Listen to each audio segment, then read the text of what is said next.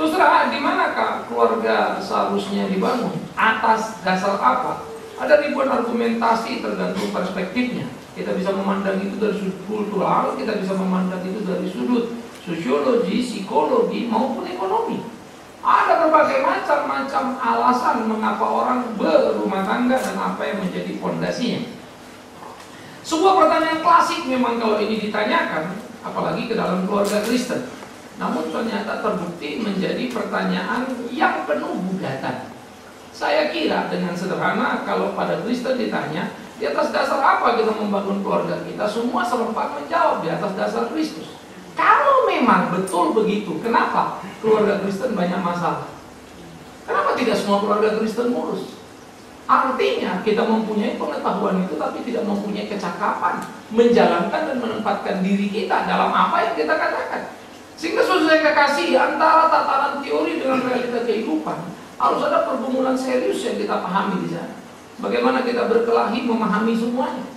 Ya, ketika kita melayani, kita berpikir mungkin kita sudah melayani, tapi bisa jadi kita ditolak oleh Tuhan, seperti yang dikatakan Alkitab misalnya. Tidak setiap orang menyebut namaku Tuhan masuk surga, tapi mereka yang melakukan kehendakku. Lalu ada yang bilang, aku sudah bernubuat dalam namamu, mengusir setan dalam namamu, membuat mujizat dalam namamu. Tapi Yesus berkata, hanyalah engkau pembuat kejahatan, aku tidak kenal kau. Mengejutkan sekali. Lah kalau begitu siapa yang dikenal Yesus? Oleh karena itu menarik ketika dikatakan banyak yang dipanggil, sedikit yang dipilih. Wow, argumen itu, statement itu menjadi amat sangat mengganggu kita sebetulnya. Dan saya harap memang kita harus selalu terganggu untuk memikirkan, merenungkan sebetulnya kita seperti yang Tuhan mau apa enggak. Saya terlalu yakin kita semua merasa seperti yang Tuhan mau. Tapi saya suka Paulus. Alangkah baiknya kalau kau berpikir, apakah Tuhan mencintaimu? Tidak sedang berkata selalu bahwa aku mencintai Tuhan. Bagus sekali kau bilang kau mencintai Tuhan. Persoalannya Tuhan cinta kamu. Oh, Tuhan cinta aku. Bagaimana kau yakin? Karena itu kata Alkitab. Apakah hatimu seperti yang Dia mau? Apakah hidupmu seperti yang Dia mau? Oh, itu menjadi tidak sederhana, saudara. Karena ternyata dalam hidup kita di konteks keluarga itu, kita bukan suami yang 100% diharapkan istri kita. Kita bukan istri yang 100% diharapkan suami kita. Ada kegalauan, ada kekosongan sebetulnya di sana. Kalau kita mau jujur, kita gak puas dengan pasangan kita. Andai kata umpama apabila boleh yang namanya cerai dengan alasan apapun, saya kira perceraian akan tinggi sekali di kalangan Kristen, bukan? Yang menjepit kita karena gak boleh. Sehingga tidak boleh itu membuat kita tidak bercerai. Bukan karena kita damai dan penuh cinta kasih. Ya karena memang gak boleh sih. Salah, dosa kan begitu ya. Sehingga ada ketakutan bagi kita.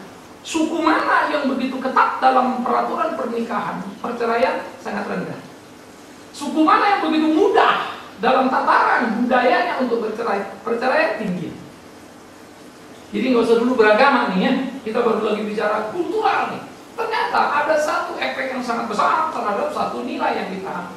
Nah oleh karena itu, mempertanyakan keluarga Kristen yang dibangun di atas kasih Kristus itu, ya, di atas Tuhan itu, di atas Yesus itu, ya.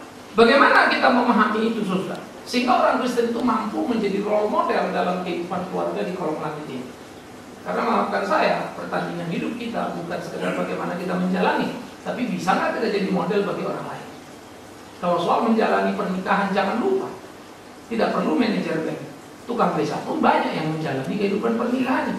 Kalau bicara bahagia, ukurannya apa? Tidak perlu orang Kristen, non-Kristen pun banyak yang bersaksi dan bercerita di televisi itu betapa langgengnya keluarga mereka. Ya, sehingga ajang kompetisinya memang akan semakin ribet kalau saja kita cukup rendah hati untuk melihat apa-apa yang ada di sekitar kita, membacanya begitu ya. Hari ini saya membaca tentang Ari Budiman yang mulai sakit-sakitan, ya umur 70 sekian sekarang dia, lalu diurus oleh istrinya Leila yang juga seorang psikolog sebetulnya. Tapi keberduaan mereka ya lepas dari realnya, tapi paling tidak apa yang dikatakan Kompas menjadi menggelitik gitu. Bagaimana mereka selalu berdua terus untuk saling mengisi dan saling melengkapi. Ya sekarang ada Salatiga, lalu akan kembali ke Melbourne karena lama di sana dan mengajar di Melbourne. Ya, maka saya ingin mengatakan saudara, ini keluarga menarik. Jangan bilang dia keluarga yang berbeda. Dan saya menemukan banyak lagi tokoh-tokoh yang saya baca, yang diakui oleh media umum. Awas ya, media umum. Bahwa mereka adalah orang-orang yang luar biasa. Sehingga itu sebetulnya menggelitik saya untuk kemudian berdialog dengan diri. Kira-kira kalau kita ditaruh di atas panggung lalu bertanding gitu kan ya, ini keluarga Kristen itu menang nggak ya? Bahwa mereka punya fondasi yang lebih hebat, lebih kokoh sehingga jadi bangunan yang indah dan kuat. Nah, itu pertanyaan menarik.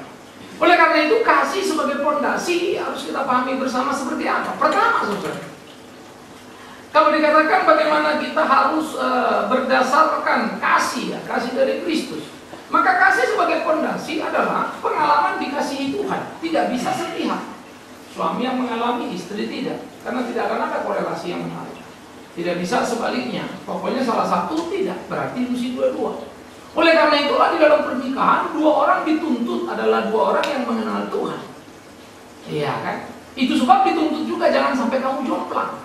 Sama-sama Kristen tapi satu sungguh-sungguh, satu enggak, pusing juga begitu ya. Sehingga dua-dua dituntut. Ada ajas kesepadanan, termasuk dalam keimanan, pemahaman, pengenalan, akan sepadan tidak hanya meliputi masalah-masalah aspek edukasi, ekonomi, bukan itu saja, tapi spiritualitas yang menjadi sangat serius, yang justru menjadi bekal dan modal utama kita. Nah, jadi pengalaman dikasihi Tuhan harus ada pada dua orang. Ya, itu menjadi fondasi yang tidak bisa diganggu-gugat. Hanya dari situlah kita bisa membangun bangunan rumah itu. Kalau fondasinya sudah rapuh, bangunannya berdiri, percayalah, nggak akan kuat itu. Tinggal tunggu sesuatu badai atau gempa, hancurlah semuanya. Karena memang fondasinya nggak beres. Ya, maka tragedi Hambalang pun akan terjadi, kan begitu ya. Ambruk sebelum dipakai. Sehingga saudara kekasih ini jadi pergumulan-pergumulan serius kita, yang perlu kita pikirkan, yang perlu kita analisa dan kita cermati. Bagaimana seharusnya kita memahami kehidupan keluarga Kristen ini. Jadi pengalaman dikasihi Tuhan. Pengalaman dikasihi Tuhan, hubungan kita personal dengan Tuhan membuat kita mengalami, merasakan artinya. Kita tahu apa itu kasih, sekalipun mungkin kita tidak mampu menjabarkan. Tapi pengalaman itu begitu kuat. Syukur-syukur kemudian apa yang kita alami kita rumuskan, kita belajar Alkitab, jadi kita tahu apa itu yang kita alami atau kasih dan bagaimana mendefinisikan. Tapi andai kata umpama kita nggak bisa mendefinisikan itu dalam struktur kalimat atau kata, minimal pasti kita tahu dan merasakan. Suruhlah janda miskin itu bercerita tentang Tuhan, belepotan itu yang jalan tidak, nggak bakal lulus itu. Ikut ABC kalah itu pasti. Tapi sorry ya, dalam hidup perbuatannya, outputnya, ya elah, luar biasa itu. Jangankan mahasiswa, dosen ABC pun belum tentu sebaik ini. Saya selalu bergumul dan berpikir tentang janda miskin ini. Hebat setengah mati. Kalau saya di posisi yang sama, pasti saya akan selalu berpikir tentang diriku, apa yang bisa aku dapatkan, dan bagaimana aku mempertahankan hidupku. Boro-boro ngasih persembahan, lalu mempertahankan hidup aja susah. Jadi pengalaman dikasihi Tuhan, miliknya kasih Tuhan itu terwujud dalam hidup. Oleh karena itu, suami yang dikasihi Tuhan punya bekal untuk mengasihi istrinya. Kalau dia tidak dikasihi Tuhan, bagaimana dia bisa mengasihi istrinya? Omong kosong itu. Ya, cinta tidak ada yang lihat dalam hidup ini. Cinta hanyalah kedewasaan orang dewasa untuk membangun satu ajas kebergantungan. I need you. Maka orang yang makin dewasa sadar kalau saya berdua lebih baik daripada sendiri. Orang dewasa selalu sadar ketika kita dua mampu berkomunikasi. Alangkah indahnya. Orang dewasa sadar betul itu. Energi kita dapat dari mana? Kebersamaan. Energi kita habis dari mana? Keributan. Kalau kita ribut, energi kita habis, saudara. Kita ada rasanya itu jengkel, kesel, udah kayak nggak ada pegangan lagi. Tapi kalau kita bisa saling mengasihi, energi itu tambah. Nah, orang dewasa tahu memaintain ini. Akhirnya nggak perlu orang Kristen, orang dunia pun bisa. Sampai kagum lagi, kan? Sehingga kalau kita pergi ke barat tanpa bermaksud ke barat-baratan, orang barat itu bagi saya mengagumkan. Ke gereja kagak, tapi hubungannya mesra amat. Kita ini ke gereja, ya perang jalan terus. Mungkin karena laskar Kristus ya. Cuma lupa musuhnya, suami istri yang berkelahi. Karena sama-sama laskar. Jadi kacau gitu. Jadi kalau ngeliat ini opa ini apa ini gak pernah ke gereja orang ini. Tapi gila betul, mesra banget. Jadi saudara, kalau kita melihat realitas seperti itu, pemikiran seperti itu, iya. Nah oleh karena memang betul kita dikasihi Tuhan, kita harus mewujudkan itu dalam hidup kita. Suami yang dikasihi Tuhan akan mampu mengasihi istri. Karena modal pertama bekal kita adalah dari apa yang Tuhan berikan kepada kita. Pengalaman itu harus terus menerus kita tumbuh kembangkan lewat pembelajaran, supaya kita makin mengerti apa yang Tuhan mau dan bagaimana kita melakoni hari-hari kita. Ya. Nah, ini menjadi satu hal yang menjadi sangat penting. Suami dikasihi untuk mengasihi. Jadi suami punya modal, ya dari mana? Hubungannya dengan Tuhan. Bukan sekedar pengalaman atau kedewasaan. Pengalaman atau kedewasaan bisa membuat orang bertahan dan tidak bercerai. Itu sebab saya selalu menggugat diri saya dengan kalimat Yesus.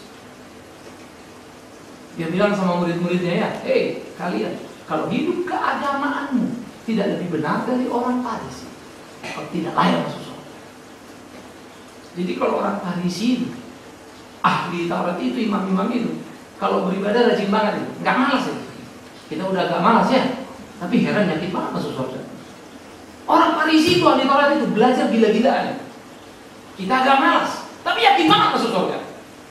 Padahal Yesus berkata, kalau tidak lebih baik, no way. Kalimat itu keras buat saya. Berat sekali ya. Sehingga kita mesti berkelahi dengan diri kita semua. Jangan terjebak. Begitu pula lah kalau saya membagi, meminjam ini lalu menganalogikan ini dengan sisi yang berbeda. Kalau hidup pernikahanmu tidak lebih baik dari orang-orang agama lain itu, nggak layak kamu masuk surga. Bagaimana kita mengukur diri kita produk surga? Sederhana, ukurlah kita harus lebih baik dari yang nggak ada surga itu kan gitu. Toh saudara bilang yang percaya Yesus masuk surga, yang nggak percaya kan nggak masuk surga. Lah kalau yang nggak percaya itu lebih baik dari kita. Kemarin ada sebuah diskusi, seorang kawan bilang, iya ternyata kalau khotbah kenapa sih Pak? Kalau orang berbuat baik, dia bilang baik tidak menyelamatkan. Saya bilang ya memang betul. Tapi kemudian katanya kalau orang itu lebih baik dari kita, dia baik tapi motivasinya salah. Nah, saya bilang itu salah. Baik memang tidak menyelamatkan. Tapi kalau orang itu lebih baik, jangan bilang motivasinya salah. Tapi jadi pertanyaan, kenapa dia dengan motivasi salah bisa baik? Kita motivasi benar kok nggak lebih baik? Itu persoalannya. Jadi jangan gugat kebaikan orang. Lalu bilang memang begitu karena dia mau selamat, karena mau itu. Enggak. Dia salah motifnya. Kenapa outputnya bagus? Kalau memang kita motifnya benar, outputnya mesti lebih bagus toh. Itu kan logika banget. Oleh karena itu jangan membuat samar-samar keselamatan. Jangan membuat sama-sama surga. Aktual, betul-betul aktual, terukur sudah. Dengan cara kita mengukur diri kita dengan orang di sekitar kita. Tapi tolong jangan catat orang-orang yang keluarganya berantakan. Lalu supaya besar hati lah kita kan. Lihat orang itu, lihat orang itu. Nanti dulu banyak yang baik. Yang baik itu yang kau lihat. Baru kok. Suami dikasihi Tuhan sehingga dia bisa mengasihi istrinya. Dan istri pun adalah istri yang dikasihi Tuhan. Maka personal relationship si suami dengan Tuhan begitulah terjadi pada istrinya. Membuat si istri itu menjadi istri yang dikasihi sehingga mampu memberi hormatnya, respeknya kepada suami. Tanpa kasih Kristus, mana ada istri yang rela tunduk pada suami. Tunduk karena respek ya. Alkitab tidak ajar tunduk karena takluk. Itu dua hal yang berbeda loh. Banyak istri tunduk sama suami, lalu dalam sebuah diskusi, saya tanya ibu-ibu, kita tunduk Pak, kita hormat sama suami. Tapi sorry ya, andai kata uang itu adalah kalian yang menentukan, penghasilan kalian lebih besar, mau nggak tunduk sama suami? Semua mulai lihat kiri kanan. Dan sejujurnya, kalau suamimu miskin, nggak ada uangnya, dan kalau kamu bisa nggak ada masalah apa-apa, kalian hormat nggak? Semuanya cenderung kecut. Sebetulnya kalian tidak pernah tunduk pada suami. Cuma kebutuhan ekonomi kita berbahaya, status kita berbahaya. Andai kata bisa, kita akan bisa. Kenapa bukan? Itu pikiran umum, saudara. Itu produk emansipasi masa kini. Membuat seorang istri itu makin sulit tunduk pada suami. Untuk alasan apa? Banyak orang tunduk karena kekuasaan. Banyak orang tunduk karena tuntutan kultural, tuntutan kehidupan. Banyak istri tunduk pada suami terpaksa daripada ribut nanti anak-anak jadi masalah. Tapi tidak pernah berbahagia dalam tunduk. Bukan itu yang kita mau kan? Tunduk sebagai respek, tunduk sebagai hormat. Bagaimana bisa? Hanya dengan kasih Kristus. Mengasihi karena mengasihi, bukan kewajiban mau menunjukkan ini saya suami tanggung jawab. Bukan. Mengasihi karena memang harus mengasihi. Bagaimana bisa? Karena Kristus. Oleh karena itu, suami dan istri yang punya pengalaman dikasihi Tuhan itu, pasti keduanya dikasihi untuk apa? Untuk berbagi, membuat mereka mampu. Ya, saya selalu suka memakai pepatah Western yang bilang pernikahan adalah ketika aku tambah kau sama dengan kita. It's not you, it's not me, it's about us. Ya, rumusan itu menarik sih. Ya. Kalau cuma proses cinta di dalam tataran romantic love, ada romantic love namanya, ada true love gitu ya. Kalau romantic love itu selalu bernuansa begini. Kalau muda, kita akan melihat pasangan itu dari segi seksualitasnya, maco, keren, ganteng gitu ya. Wih, luar biasa. Kalau sudah dewasa, adalah TNG. Kita mesti corporate, kerjasama, gimana mempertahankan keluarga. Begitu tua, kebergantungan. Karena si suami mulai rasa butuh, istri rasa butuh suami. Kan udah tua susah. Anak-anak udah pada pergi, berdua aja ditinggal hidup. Ya, tapi bukan karena saling mengasihi. Itu psikis. Akan terjadi. Nah, kalau orang dewasa bisa memaintainnya, mereka akan melewati pernikahannya dengan indah. Tak perlu Kristen. Tak perlu Kristen. Bagaimana orang Kristen melewatinya? Mestinya dia plus. Tapi punyakah kita plus-plusnya? Misalnya tua kita nggak takut mati. Ya, ketika perekonomian kita terganggu, kita tidak kemudian berbuat yang salah. Karena kita punya harapan yang ekstra lebih dari orang lain kan, yaitu Kristus itu. Nah, oleh karena itulah suami istri tadi itu, di mana kasih sebagai fondasi, mampulah mereka hidup berbagi sehingga kehidupan keluarga itu jadi kehidupan yang indah, kehidupan yang menyenangkan, saudara. Saya pikir ini kehidupan yang menggairahkan kita, kehidupan yang harus kita lakoni dalam hari-hari kita. Bagaimana kita memainkan peran kita, bagaimana kita menjaga hari-hari kita, sehingga seni berbagi bukanlah persoalan sederhana. Ini persoalan yang tidak sederhana, saudara. Ya, kita bisa berbagi karena memberi barang yang sebetulnya tidak lagi terlalu kita butuhkan. Kita bisa berbagi ketika kita memberi, lalu yang kita beri ini tidak mengganggu, kan gitu ya, kebutuhan basic kita. Tapi bisakah kita berbagi kalau kemudian itu mengganggu kebutuhan basic kita? Kalau mengganggu kenyamanan kita, mana mau sih kita? Itu sebab ketika kita berbagi, karena saya punya, kita kasih. Tapi kalau habis saya kasih, saya nggak punya, nanti dulu. Itu sebab ketika saya punya, saya bagi, masih ada yang pada saya. Kalau dia nggak respect, nggak hormat, saya langsung marah kan ya. Ternyata memang kita tidak pernah berbagi berbasiskan kasih tadi. Kita berbagi hanya berdasarkan ajas kemampuan, opportunity. Ya saya masih punya, saya kasih. Tapi kalau udah saya kasih dia nggak respect, saya marah. Gak gampang itu. Nah disinilah sebetulnya satu seni fondasi keluarga yang kita bangun itu menjadi seni yang harus kita kerjakan terus menerus. Nah bayangkan kalau kita dalam hidup suami istri berbagi masih berhitung, gawat ya. Namanya satu. Kalau udah satu ya nggak berhitung dong. Kalau masih berhitung ya bukan satu dong. Ya. Nah jadi saya pikir di dalam bagian seperti inilah keberanian-keberanian mesti kita mainkan peran kita.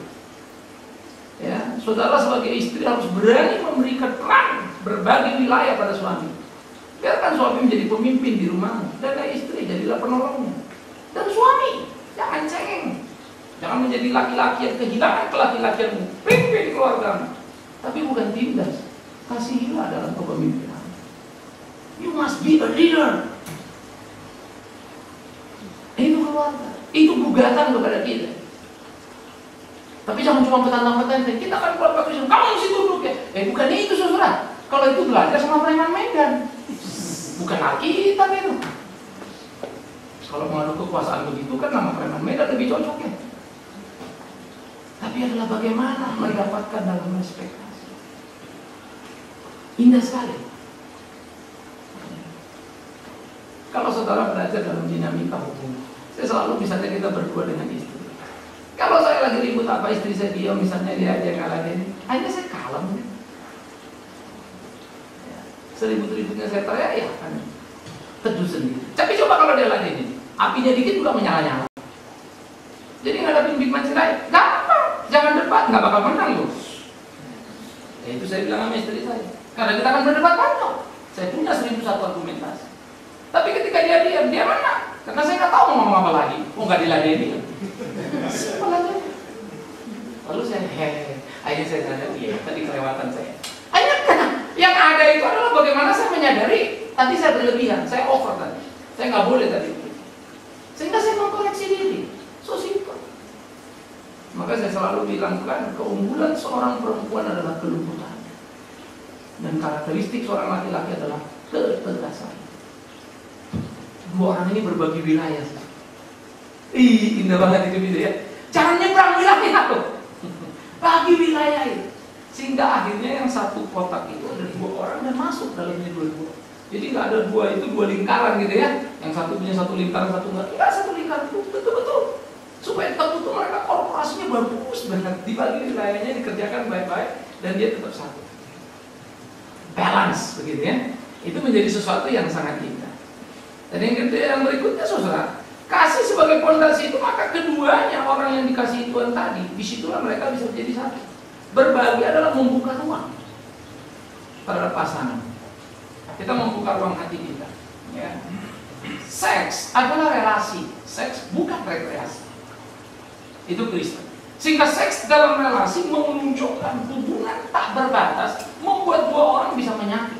Itu ekspresi yang paling tinggi dari seks dalam perspektif iman Kristen. Jadi seks bukan birahi, pemuasan, no. Walaupun ada unsur itu adalah anugerah ilahi yang dikontrol sampai kendali, ya, sehingga menjadi hubungan cinta yang luar biasa. Nah, ketika 2 orang menjadi satu itu, di situ mereka berbagi dan memberi ruang dalam dirinya. Nah, kalau bentuk formal yang kita lihat adalah tubuh laki-laki dan perempuan itu, maka dia masuk ke dalam hati. Itu adalah ruang hati yang dibuka, membuat dua-duanya punya ruangan yang sama di satu ruangan. Karena tadi dia berbagi, sehingga berbagi, saya mesti buka ruang saya. Suami saya mesti istri saya masuk dalam hati saya. Istri saya buka ruangnya, saya masuk dalam ruang hati istri saya. Terjadilah dinamika yang hebat. Ya, Gabriel Marcel, seorang filsuf dari Prancis, ya, dia mengatakan satu kalimat yang hebat. Cinta adalah keberanian untuk Anda membuka diri. Cinta membuat suami makin mengenal dirinya, dan istri pun sama. Bukannya suami makin kenal istri, Pak. No. Waktu si suami sama istri bertemu dalam cinta, tahulah suaminya apa yang istrinya suka dan tidak suka, maka tahulah dia di mana dia lemah dan kuat. Dialog itu menjadi menarik. Dialog itu menjadi luar biasa. Saya belajar itu dan saya rumuskan. Secara teori saya bisa ngerti, tapi dalam praktek kadang-kadang kalah dengan situasi. Lagi stres lah, lagi emosi, lagi apa, beleduk perang seperti piring yang jatuh. Aduh, kesel banget rasanya ya, berkurang ke satu piring. Perbaiki lagi, maintain lagi. Hubungan itu gak gampang. Kalau mengalah lalu si satu pasangan ribut dan kita gak ribut, mengalah tidak selalu cara baik. Mengalah bisa jadi cara negatif karena tidak mengubah pasangan apapun, kecuali mendiamkan persoalan dengan salah satu dia. Mengalah sebetulnya adalah menunda perdebatan, menunggu waktu yang baik untuk dibicarakan. Tapi bukan begitu aja lalu lupa. Itulah menimbulkan kepincangan dalam rumah. Kita bisa melihat pasangan ini jomplang, karena nggak mau ributnya mengalah yang negatif, jadi ngalah udah diam aja terus. Tapi tidak ada penyelesaian terhadap persoalan. Ingat, mengalah adalah mundur, menunda pembicaraan sampai ada waktu yang pas baru mulai bicara. Tadi Surya, lu salah. Tapi tunggu dulu, ini lagi panas nih. Itulah mengalah. Nah, yang sana pasti terima kan? Pasti terima. Kalau memang dua-duanya memang orang yang dikasih Kristus. Kalau nggak bisa terima Pak, ya dia dua-duanya ngaku memang mereka belum di dalam Yesus. Simpel-simpel aja ya. Ya kita yang ukur diri kita. Itu sebab pengakuan dosa itu selalu disediakan di gereja. Saya fail loh, ini fail itu. Nah, itulah pengakuan dosa untuk memberikan kepada kita lagi energi tadi, berkemampuan memahami pasangan kita dalam keperbedaan. Ya. Sehingga itu menjadi menarik, saudara. Nah, seni di dalam hidup seperti inilah yang kita lakoni dalam hari-hari kita untuk menikmati kebersamaan kita. Bagaimana hubungan suami istri itu menjadi dinamika yang menarik.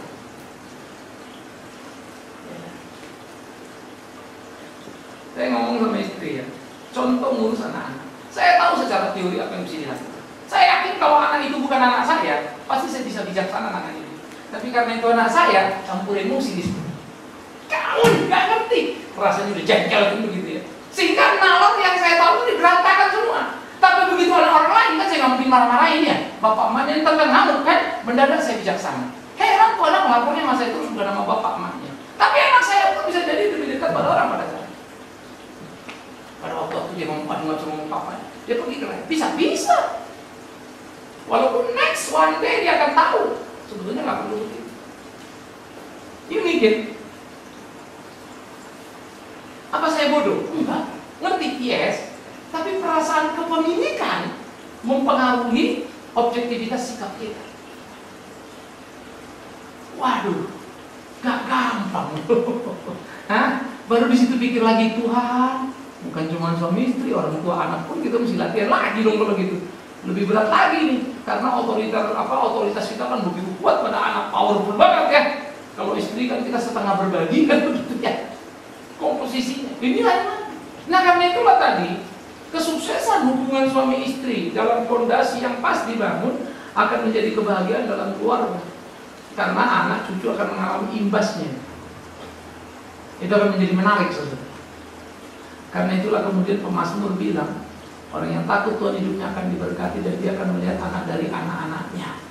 Artinya generasi berikutnya. Jadi orang-orang takut Tuhan, orang-orang yang setia, orang-orang yang melayani Tuhan. Itu akan menjadi pengharapan yang kuat. Gairah yang ekstra. Bagaimana mereka berkelahi dan menemukan kebenaran, menemukan kesejatian. Ini yang menjadi sangat perlu bagi kita. Oleh karena itu fondasi keluarga yang kokoh itu jangan lupa pengenalan akan Tuhan menjadi tuntutan yang tidak bisa diganggu gugat. Tapi ada ancaman serius memang terhadap persoalan ini. Kita seringkali terlibat dan terjebak pada kesibukan sehingga kita jadi orang yang miskin belajar. Padahal pengenalan akan firman Tuhan gak mungkin kan ya kalau kita nggak belajar. Lawang mau di sekolah aja kita jungkir balik belajar kok. Kalau nggak lulus. Bagaimana ya sama Alkitab kalau sampai kita nggak bisa investasi waktu yang bagus? Padahal Alkitab urusannya bukan naik kelas kan ya? Urusan itu adalah dari dunia ini mau ke surga sana. Gimana belajar itu? Bagaimana memperhatikannya? Ingat, orang Farisi belajar habis-habisan, tapi gagal melakukan. Gimana lagi kalau enggak belajar? Jadi saudara yang kekasih, saya pikir ini menjadi ancaman serius dalam hidup keluarga masa kini. Karena keluarga kita itu sangat dilibatkan pada kesibukan yang sangat tinggi. Ya. Istri saya nggak kerja sih Pak, tapi istri yang nggak kerja bukanlah istri yang dengan rela untuk mau belajar. Karena dia akan menciptakan kegiatan juga kan ya. Istri yang nggak kerja punya 1001 kegiatan. Ya. Dari arisan sampai perjalanan pasti sibuk semua. Dan mereka punya lagi waktu yang banyak untuk ini. Tapi heran, investasi waktu tadi sebenarnya setengah. Ya. Takut belajar, ntar nggak bisa, saya nggak mampu. Saya pikir itu penghinaan kepada Tuhan kalimat seperti itu. Emang Tuhan bikin kita nggak mampu? Semua kita orang bodoh, saya bukan orang pintar. Saya sadar betul banyak hal yang saya tahu dan saya kagum pada yang saya tahu. Artinya, it's not me. Saya bersyukur itu anugerah ilahi yang saya terima. Thanks God, thanks God, thanks God. Ayo kita mau yuk. Ayo kita lakoni. Mari kita belajar. Mari kita kerjakan. Sehingga dengan demikian kita berkejar-kejaran, berpacu dengan apa yang ada, menggarap segala sesuatunya. Jadi ancaman tadi kesibukan, miskin belajar, kurang beraninya kita menginvestasi waktu kita. Kita mesti siasati dengan bijak. Saya pikir kita kalau orang-orang hebat ya, membuat timetable di kantor kan ya, urusan banyak pun bisa selesai. Kenapa sih urusan kan jadi gagap semua? Ya enggak? Di kantor timetable kita kan meeting 1, meeting 2, meeting 3 bisa lewat semua tuh tiap hari. Kenapa urusan sama Tuhan kita? Masukkanlah di dalam timetable kita itu. Ya, ini waktu saya belajar, ini waktu saya ini waktu saya ini. Nggak bisa diganggu gugat kan beres. Kita mesti berani. Kalau nggak berani ya kita gawat. Dulu saya waktu pelayanan, waduh, beneran ampun. Tapi kalau saya terusin gila, saya kapan ketemu anak saya, kapan ngatur anak saya. Saya pernah satu waktu ke Jepang, terlalu tinggi perputaran untuk pergi sana dan sini. Sampai saya mesti mengkakok dan menggunting begitu, supaya saya tidak terlalu banyak hal begitu. Memberi investasi waktu saya untuk anak-anak, untuk keluarga saya. Saya nggak bisa dong pelayanan dipanggil orang sana sini, tapi anak bini kehilangan, kan gawat sekali. Bunting lagi, belajar lagi. Gimana yang melakoni semuanya? Gimana yang mempelajari semua? Nah, ini sistem yang kita terus mesti rekonstruksi, terus bikin. Saya harus mengatakan tidak mudah, karena memerlukan keberanian ekstra. Ya. Saya sangat menikmati kalau berkebun, nanam pohon gitu ya. Jadi pulang pelayanan mau balik ke kantor, saya bisa mampir sebentar terus mata putih gitu, ngeliatin pohon terus ngomong-ngomong sama tukang kebun gitu. Gue tanam, gue beli yang kemarin lo punya daun buluran apa? Kagak ada ketemu bunganya, itu lo bagaimana? Pak Bapak kasih apa yang backup? Salah Pak, kalau kamu ini nggak boleh begitu, ini kasih vitamin ini kasih ini Pak, ini ngerompokin kulit nih. Jadi kalau dia rontok daunnya, nah bunganya keluar itu pakai ini seminggu sekali, 2 minggu sekali. Kita ribet amat kan gitu ya. Iya, namanya juga pengen bagus Pak. Saya cuma belajar dari ucapannya tukang kebun. Ya iyalah. Maka bunga itu kalau di tukang jual bunga bagus semuanya, sampai rumah kita elek semuanya. Karena nggak kita urus. Nah dia diurus sama dia hitung kapan dia nyemprot kapan enggak. Saya cuma bilang pikir, iya. Dalam hal ini saya mesti belajar. Kalau gue gunting tuh pohon gue apa-apa kan? Aku dia nggak apa-apa, gunting aja. Nanti dia akan bercabang lagi. Oke, sekarang gue coba lagi. Mau beli lagi Pak? Enggak, gue coba dulu berhasil, ntar gue beli lagi. Saya beli vitaminnya dulu. Ya. Nah terus saya pulang, saya sembari mikir lagi, taruh di rumah, pembantu saya, besok kita beresin, kamu simpan dulu. Lalu saya pergi lagi ke kantor, disuruh sini dulu. Jadi urusan saya semua finish, tapi ada jeda saya menikmati, karena sorry ya, otak saya ini terlalu banyak yang saya mesti kerjain, cukup deg-degan juga. Karena saya pada tahu saya mesti rekaman, ya selesai rekaman saya mesti bikin lagi apa tema-tema, karena Senin saya bisa rekaman televisi lagi, Senin depan aku ini beruntungan terus, karena gara-gara kita sudah selesai, jadi nggak bisa talk show, saya bisa rekaman khotbah terus. Ya Senin lalu saya rekaman 8 episode, Senin ini mau coba 10, nyanggup lagi. Coba kita udah di timetable kita, uber-uberan terus, karena kemarin habis 8 langsung ke RPK. Istri saya, anak saya itu mendampingi. Itu cara kita menyiasati. Pokoknya ikut, ada cara nggak? Enggak, ya udah. Pulangnya kita makan. Kan refreshingnya. Capekku selesai, anakku kuliah, istriku kuliah, makan bareng-bareng. Nggak hilang. Toh kerjaan itu juga selesai. Tugas beres. Ya, jadi kerjaan saya ngumpul terus di meja saat bersamaan kan mesti nulis juga buat reformator. Semua kan kita nggak bisa bilang, wah capek ini itu terpaksa ubur-uburan terus. Tetapi pada waktu mengerjakan memang rasanya buntu, tapi waktu lewat, thanks God. Tahukah saudara, itulah hubungan suami istri juga. Ketika kita mampu memaintain hubungan kita itu, bisa melewati kesulitan. Waduh, sebetulnya persoalan rumah nggak berat-berat amat deh. Waktu kita bisa melewati. Kenapa ya pengalaman pernah melewati, seringkali lambat baliknya, tapi pengalaman ribut terulang-ulang terus. Ironis ya. Pengalaman berbeda ada loh, tapi kenapa pengalaman itu kok kayaknya susah balik? Kan udah pernah, mestinya lebih ahli dong kan gitu kan. Tapi kenapa ributnya? Nggak usah diajarin, nggak usah dipelajarin, balik lagi. Pengenalan tadi dan ancaman tadi harus kita jawab. Jadi begini, dalam Kristen ini kita tidak boleh berteori mampu tataran-tataran. Kita ukur semua, karena saya harap seluruh jemaat sadar hidup ini terukur. Gak mungkin lah Tuhan kasih kita sesuatu yang kita nggak bisa lihat, nggak bisa ukur, lalu kita nggak tahu. Udah nanti terserah Tuhan mau terima apa enggak. Mana ada begitu? Ya, pokoknya saya bikin ini dan kita deh, entah saya baik menurut Tuhan apa enggak. Nggak bisa. Ingat Yohanes, bagaimana kau dapat berkata kau mengasihi Allah yang tidak kelihatan? Wong saudaramu yang kelihatan aja nggak kau kasih, ngomong kosong. Simpel ya. Sederhana sekali yuk. Jadi jangan bilang kau mengasihi orang karena nolong sana sini. Jangan bilang kau mengasihi Allah kalau kau tidak bisa mengasihi manusia yang kelihatan di sekitarmu. Waduh, bagi saya itu jadi seru. Tapi jujur saja saya mengalami banyak ketakutan. Karena ketika ini kurang, harus begini. Tapi itu juga memicu dan memacu saya untuk kemudian berkelahi lagi, lakukan lagi, dan seterusnya. Yang kedua, fondasi keluarga yang utuh itu adalah persekutuan kasih. Dari pengenalan akan Tuhan akan membawa kita ke persekutuan kasih tadi. Ya, tetapi ancamannya adalah egois, monopoli dan menguasai. Ini jadi ribet lagi. Ya, kita menerjemahkan kasih itu adalah saya ngomong kamu dengar. Pasti aman ya, nyaman ya. Kacau dong. Kan sudah timbal balik.